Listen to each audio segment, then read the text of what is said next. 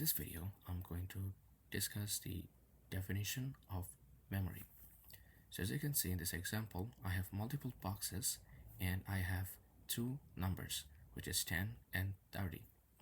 One important thing for the memory is that it always has to be continuous, meaning you just cannot put another number over here. Let's say I want to add 40. I just cannot add 40 right here. I have to add 40 over here because it should be continuous. Now, when discussing the transfer memory, each and every single box have their own unique address. So this address have their own unique ID, this address have their own unique ID. So you can just give a temporary name such as x100, x104, x108, and so forth and so on. So that's how actually memory works behind the scene. So the key fact you have to remember is that memory is always continuous, meaning you just cannot put any other number if you don't fill a box. Now when discussing the memory, we have two more concepts, which is called stack and heap. As you can see, the stack is saying that it's static and the heap is dynamic. What does it mean? So I'm discussing about the size of the array. So as you can see, the size of array is 1, 2, 3, 4, 5. So size we can write as 5. Now the meaning for the static, meaning I just cannot add any other number if I cross the 5. Let's say I put here number 10, 20, 30, 40, and 50. Now I want to add number 60 in this box. I just cannot add this number because this is stack, meaning it's static. So I just cannot add the sizes of the array. On the other hand, we have heap, which is dynamic, meaning we can add the size of the array.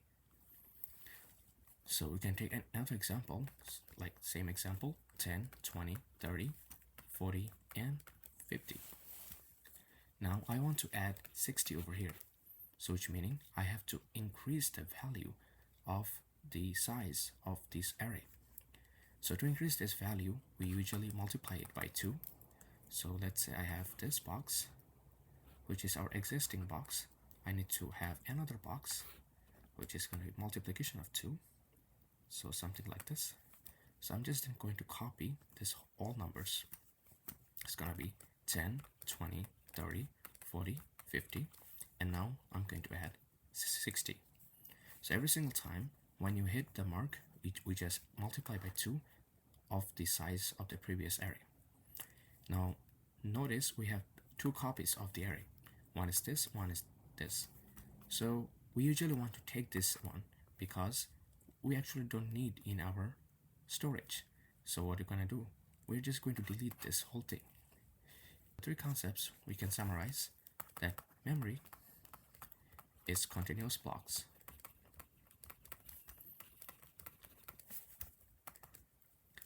stack is static, and heap is dynamic. So the static, we're talking about the size of the array, and we're talking about dynamic as the fact we can increase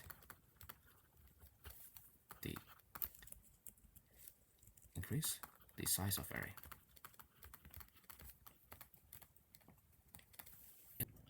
In this video, I'm going to discuss the pointers.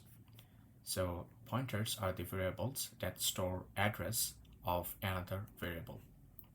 So let's say if I say int a is equals to 10, somewhere in the memory we have stored this a. So we can say maybe we stored this a inside x104. So I'm just going to write it down. In the x104, the a is going to be equals to 10. Now the case for the pointer is to store the address of a. So we're going to write int asterisk sign ptr. You can say any other variable name, ptr underscore a is equals to n percentage of A. So let me explain what's actually going on over here. So whenever you say the asterisk and a variable name, it means that it's going to store pointer. It's going to store pointer. And if you're saying after that, you're going to say address of A, it's pretty straightforward, means address, or you can say location of A. In this case, the address and location of A is x104. So it means this PTR, it's gonna store x104. Now, of course, it's a variable, right? As a result, it's also gonna have its own address. Maybe you can say x108. So x108 is the storage, it's the address of PTR A, and x104 it's the address of A. So I'm going to write it down. x108, it is the x asterisk PTR A, or in other words, we can write x104. Now it might sound kind of confusing that why do we have to use pointers, but we can take this example in the actual world. Let's say we are in a neighborhood, and each and every single neighborhood have their own unique house address. Let's say this home address have x100, the second home address is 104, so forth and so on. The idea of the unique address is to differentiate each and individual single houses. Now same goes over here. For each and every single variable, we need to differentiate by something, and that something we can just say pointer, which is just the storage it's gonna store. The address it's gonna store. Now let's try to look the example into the code. So we have a variable name which is called int number is equals to 10, and then I'm just trying to print the number of 10. Now if I print it, it's going to be 10. Now we're going to store the address of a pointer. So the syntax, as I discussed earlier, at first you're going to put a asterisk sign. It's going to say that it's a pointer, it's going to store a pointer, and then we are pointing to the address of number, which in this case is num variable. And then if I try to print the pointer, we will get a sum result, and the result is just an address. So now we'll be trying to look how to dereference the pointer. So it's called dereference. Now in this example, we have int asterisk sign PTR A is equals to the address of A. This is just going to store the address of A, which was in this case x104. Now the meaning of the dereference is to get back the value, like the actual value, not the address of A. So in order to get this, we can declare another variable. We can just say def PTR, and then we have to just write asterisk PTR A. So this result is just going to give us the value of A, which is in this case 10. So just to go on one more time again, the first line is just going to store the address of A, which is in this case 104. The second line is going to dereference, meaning it's just going to return back where is the value of A. So we had 104, which is the PTR A storing, and then if we say that asterisk sign, it's just going to return what is the value of A, which in this case is 10. So if we try to look in this example, So get the value of the stored pointer. So we are just taking another variable which is called dereferencing PTR of number, and it's just going to take the address of pointer of number and it's going to convert into the number. So then if we just print it out, you will see we get 10 back. So one quick things that I want to discuss is the understanding of the asterisk sign in left hand side and right hand side. So if your asterisk sign is in left hand side, it's going to store the address,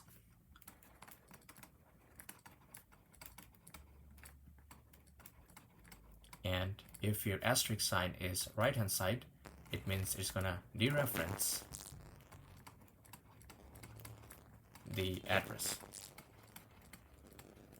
meaning you'll be getting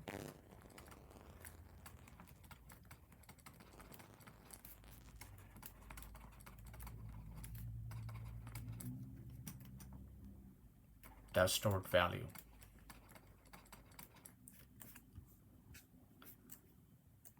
Now, one quick thing, which is also going to be important. Let's say we're saying float x and y. We are also saying int a and ptr. So the value of ptr is going to be int. Now, if we say ptr is equals to address of x, and then we are saying ptr is equals to n% of a. Now, this line is not going to work. It's because ptr is an integer and we are storing the address of floating point number. So that's the reason it's not going to work, because it's a floating point number. But this code is valid because pointer we are storing like as an integer, and the value we are passing is also an integer. So that's the reason this line will work. In this video, we'll be looking at what is called pointer to pointer. Let's say this is you, and I want to know your father. Okay, so then I'm gonna say what?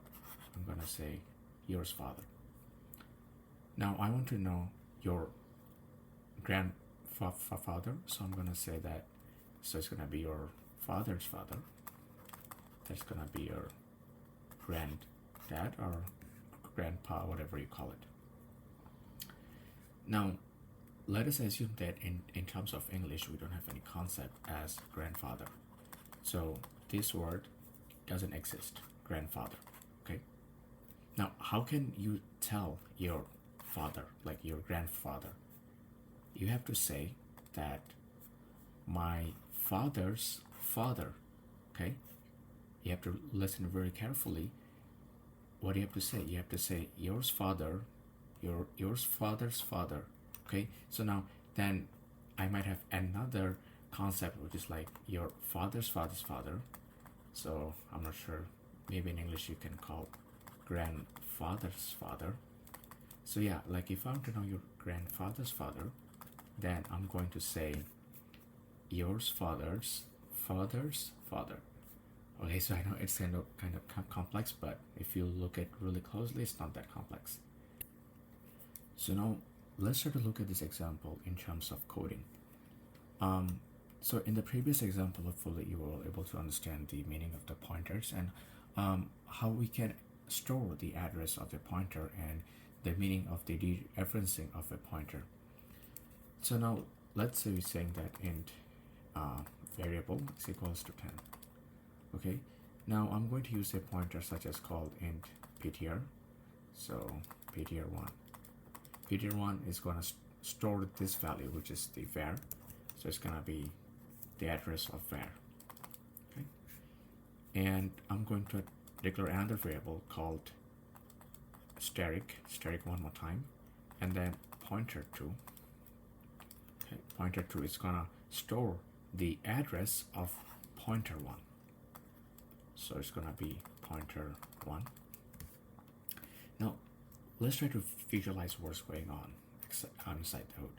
So let's have this variable, okay? This variable is, maybe you can call it x100. and this variable is containing 10, and this is our variable. Okay, and we have this value which is x104, and the variable name is ptr1. Now what this value is storing, the ptr1 is storing the address of var. So address of var, you can say address of var. In other words, you can say the address of var is x100, right? Because this is var and the address is x100. Okay, then we're going to another box, maybe enter right here. This is containing the address. Well, let me just say the address is 108, and this is ptr2. Now this is storing the address of ptr1. And what is the address of ptr1? Yep, it is the address of ptr1, which is x104. Okay, so here basically we have a chain.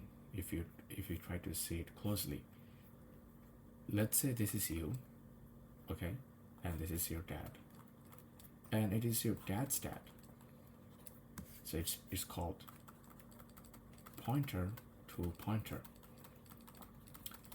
Like this pointer is pointing to this pointer. That's why it's called pointer to pointer. And if you try to read this code, the first variable is equals to 10, and ptr1 is storing the address of 10. Now the address of 10 is x100, so that's a pointer by itself. And then we are declaring another variable called ptr2. It's storing the address of ptr1. As you can see, it's storing 104, which is the address of ptr1. So that's another pointer. So that's why it's called pointer to pointer.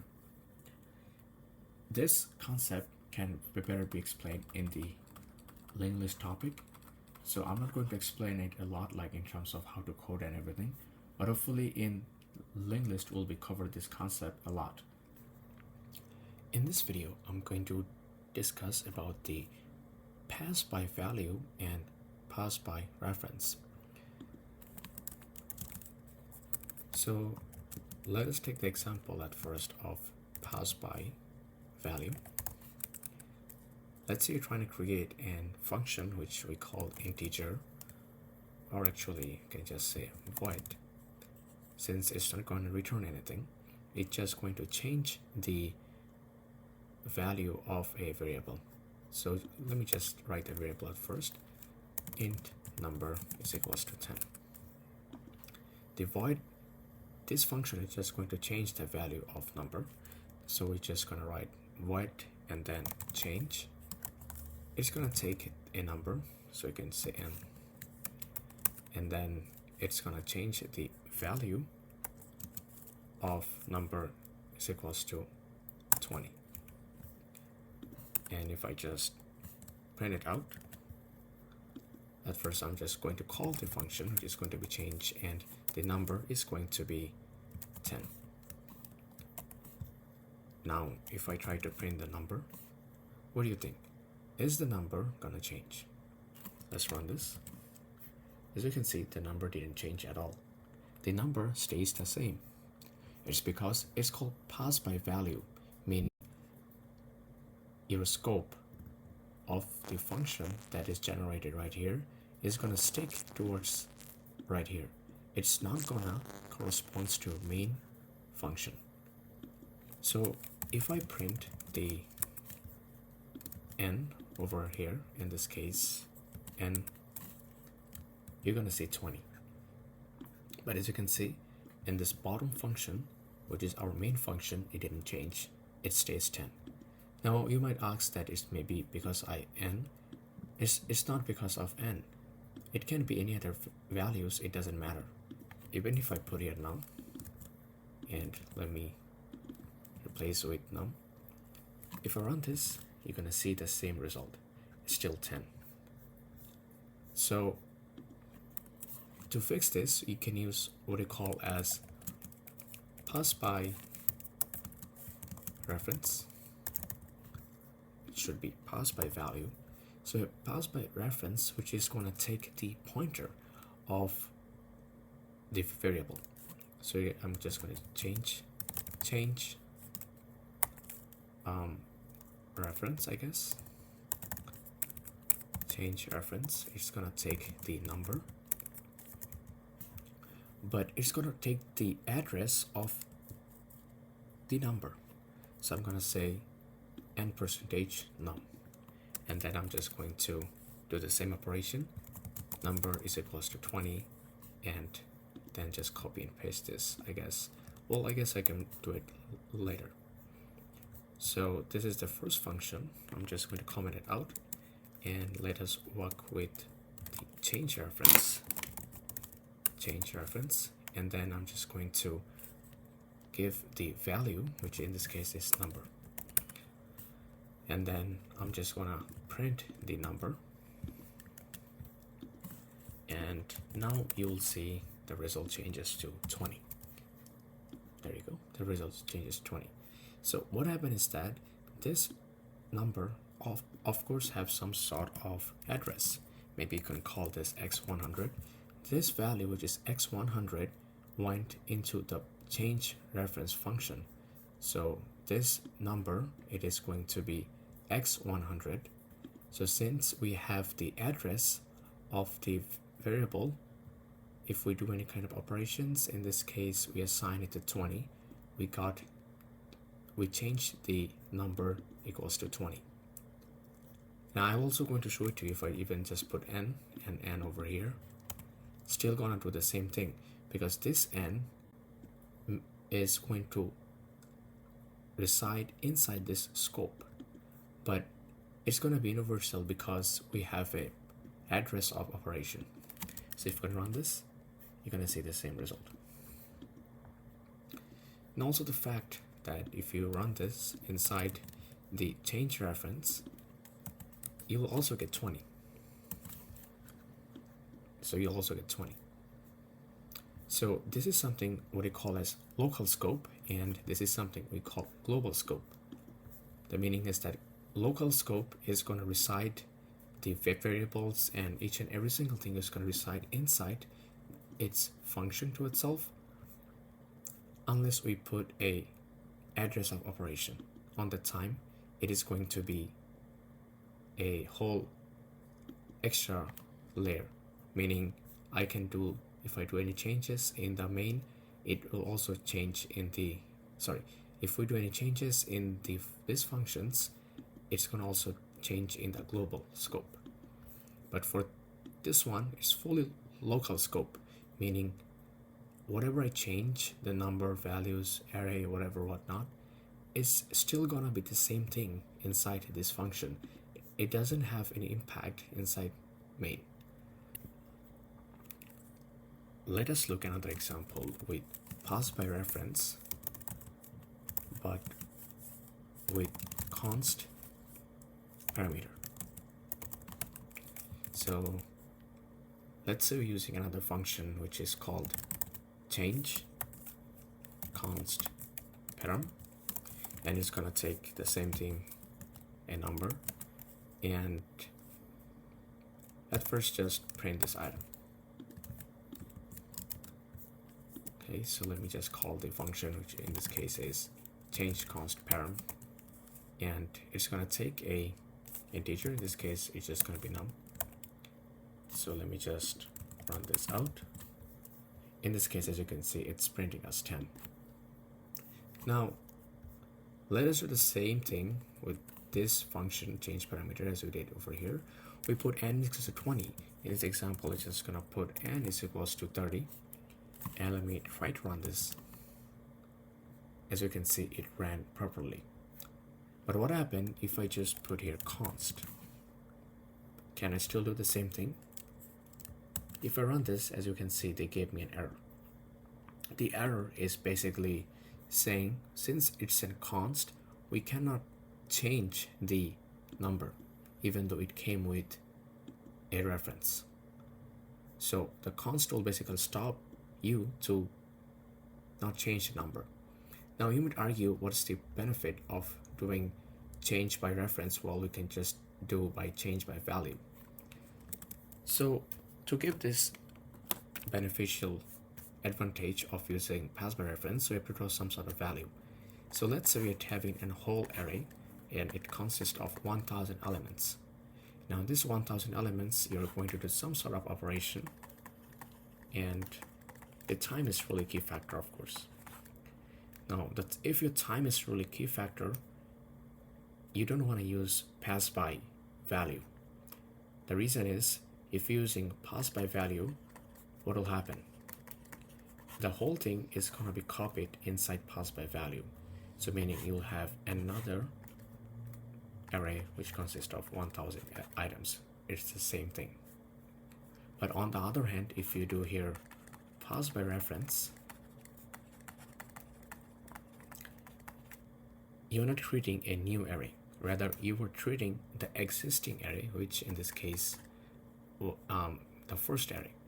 So if we're using pass by reference, it's just going to use the address of the main array, and any kind of operations, if we are trying to do, it's going to be really quick because we're not creating a new copy.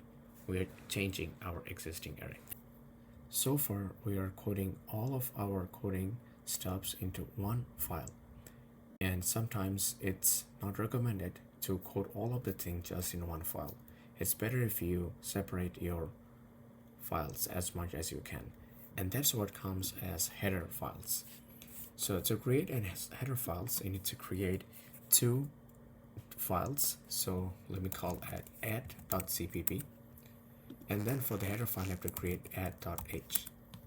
And to run these things, you have to use main.cpp. So for the add.cpp, I'm just going to write something, but before that, we have to tackle the add.h, which is the header files. Header files consist a definition of the function. So you're not going to implement anything, but rather you're just going to write the function and its parameter. So let us take the example. At first, you have to write in if and def, and then you have to write the name of your file into uppercase. So add and then _h. If your file name was like maybe add two numbers, then it's going to be add two and then another underscore numbers, then h. In this case, it just add. After that, you have to write define, and basically it's the same thing. You're just going to write it again. And inside this, we're just going to write the function definition. So we can write a function definition such as add num. It's going to take integer a and integer b. We are taking as pass by value. And then we're just going to end if. So that's pretty much the header file, and of course you can add more functions such as subnum. We can also take int a and int b. To use this function, to use this header file, you need to have a same name with the file extension as .cpp. So then you're just going to write include add.h. And then you're going to write int. The function name will be used as add num, and the two integer values. So it's going to be integer a and integer b.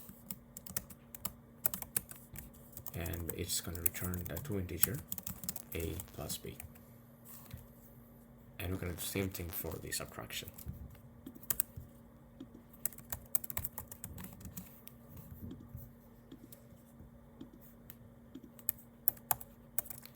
So notice the header file is just the definition of the function with the parameter names, and the main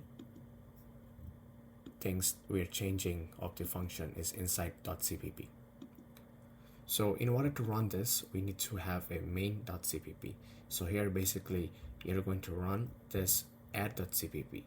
So it assumes that you already have many different files such as like array.cpp or maybe solve this and that problems with CPP with header file, and all of the things is going to combine into the main.cpp. So to work with the main.cpp, we're going to include the header file too. The header file is going to be add.h, and then you can write int main. That we're just gonna open it and write std count, the function name of the add we used right in this case. So it's gonna be add num. Now it's gonna take two values, let us call as 5 and 6, and we're just gonna print with a new line.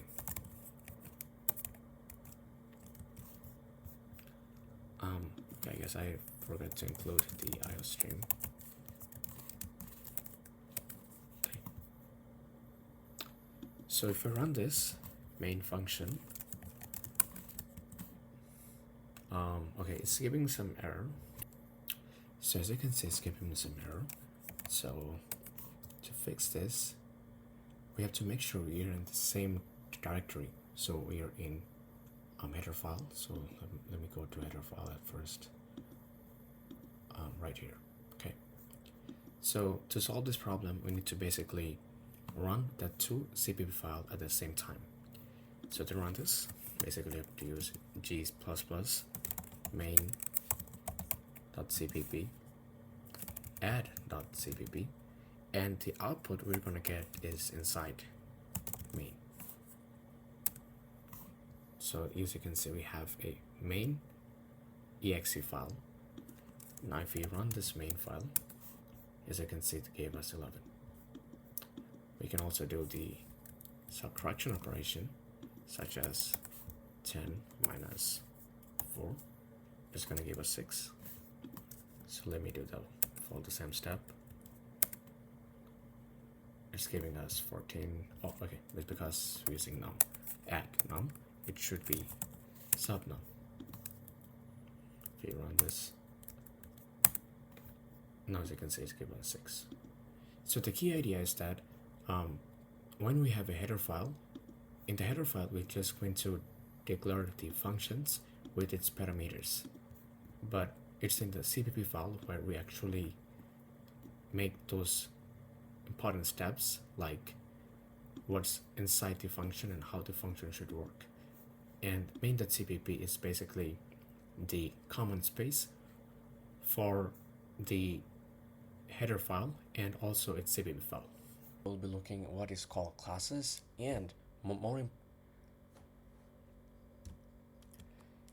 in this video, we'll be starting the journey of object-oriented programming, and we'll be learning what is classes and objects. So, in simple words, the classes, it's just a template. So, let's say we want to create an bank account application.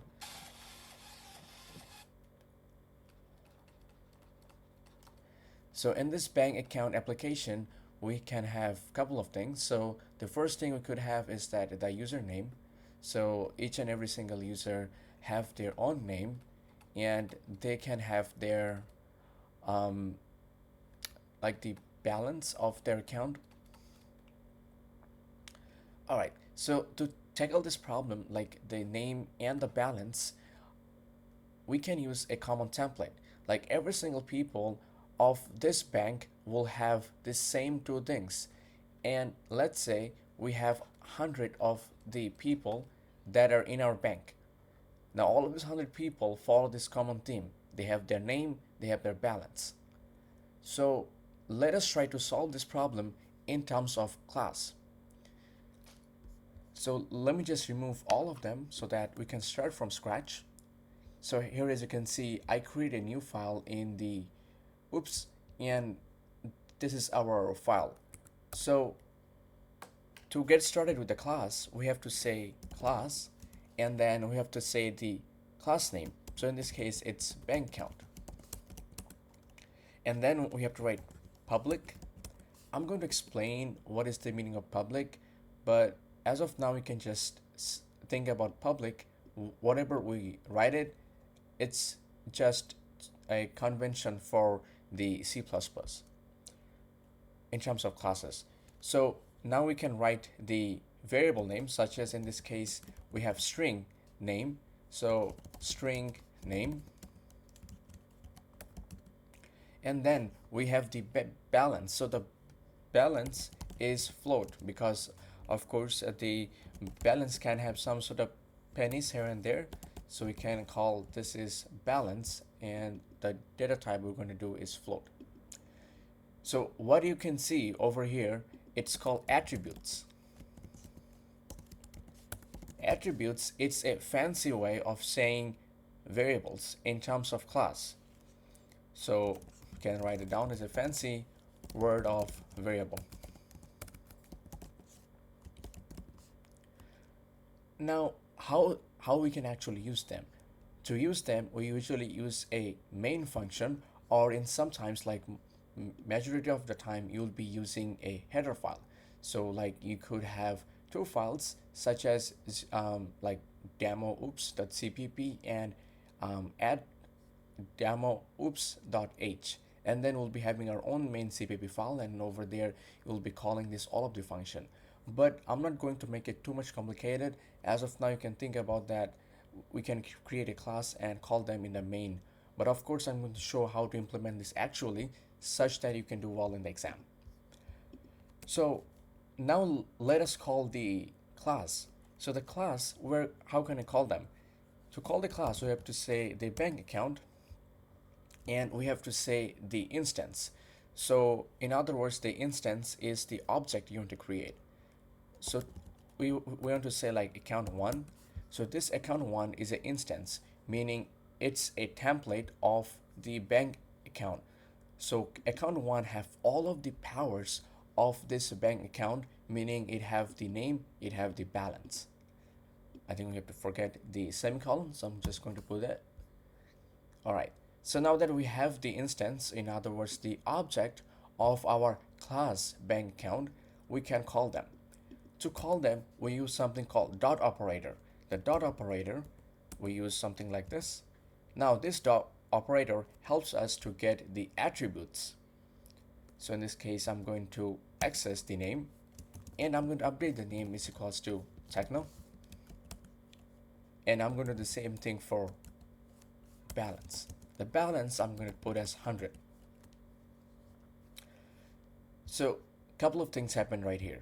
At first, we create an instance, like this is the way we can use class, or you can call this object. And then these two things we did with the help of dot operator.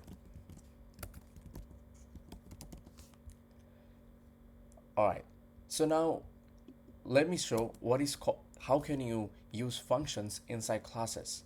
So maybe we want to have a function such as withdraw. Now in this withdraw function, you are taking some sort of value, of course, because we want to know like how much you want to withdraw. So maybe I can say the amount of money over here, and then I'm going to subtract my current balance. So our current balance is this balance. So this balance equals to balance minus money. Now what just happened here, you have to understand closely, because I think this kind of pattern comes really a lot of time. So we have our balance, which is, let's say, 100. Now we're subtracting current balance 100 minus m. So the money, let's say we want to subtract 10. So 100 minus 10 is going to be 90. So this 90 is going to store somewhere. So rather than storing in some other different variable like a, b, c, or whatever different variable you name it, we are just going to store it to the balance itself. So that's why it's called balance is equals to balance minus money. So to call the function, it's same as calling functions in like calling functions. It's not something different. So you're gonna say void, because we're not returning something, withdraw, and then I'm going to take some money. Sorry, I have to take an amount by using parameters. So I'm going to say int amount, and then I'm going to say balance equals to balance minus amount. Now, one question, of course, you might have is that how come we can challenge, how come we can change the balance while I'm using just a pass by value? So one quick thing I want to review one more time. So if you go to the function.cpp, here I guess it should be pass by reference value. All right. So here, as you can see, this is called pass by value. So if I put a number in this case, then if I say close to 20, it's not gonna change this number like the 10 because it's a pass by value. In order to change it, you have to use pass by reference. That's gonna take the address of the n. As a result, whatever value you're gonna put in, it's gonna be changed into that. So if I use this template like pass change reference, it's gonna change into 20. But because it's a pass by value, it cannot change it. But the question is, how come this thing is going to change it? Because the balance is the amount or balance I'm going to take it is not by any sort of pass by reference, rather it's by pass by value. The thing is that for classes, this attributes like these variables inside the classes can access each other.